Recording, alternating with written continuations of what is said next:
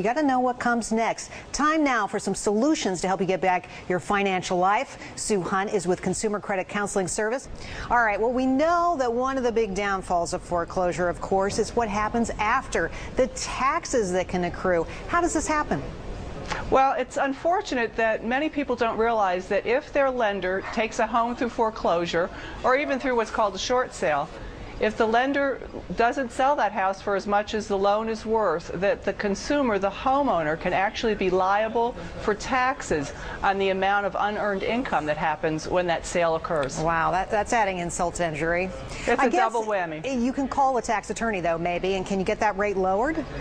Well, there's a couple things that we might suggest that you do. Is, first of all, if you're facing foreclosure, never just walk away from that transaction.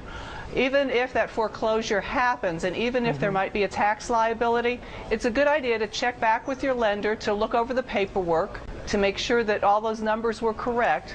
And if there is a tax liability and the lender's not willing to work with you about it, then certainly if you can't work directly with the IRS, give a tax attorney in your area a call. Okay. They'll be able to look over the paperwork. All right, Sue. And maybe give you advice. Okay, well, let's talk about your credit score, because that's another big hangover. Right. How long does a foreclosure affect your credit score?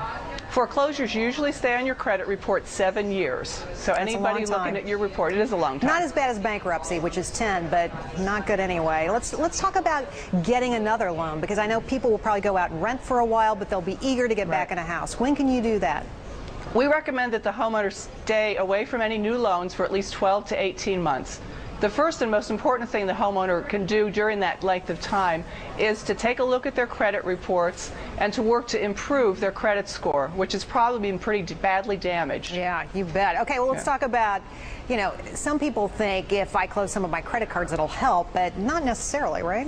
Not necessarily. Generally speaking, everybody should have somewhere around 4 to 5 credit accounts on their credit report that are in good standing. If you have less than that, it can hurt your credit score, and if you have more than that, it can hurt your credit score. Yeah, there's no reason to go out and open a bunch of credit cards, that's for darn sure. Okay, let's talk a little bit about the relationship with foreclosure and credit cards, because it seems like the credit card issuers know all about you. Will they jack up your rate after foreclosure? It's not unusual for your credit card companies to look at your credit report every couple of years, and if they see a blip on your credit report like a foreclosure, it is often the case that they will increase the interest rate on your cards. Wow, that's not good news. Sue Hunt, thank you for helping us out. Lots of great information as always.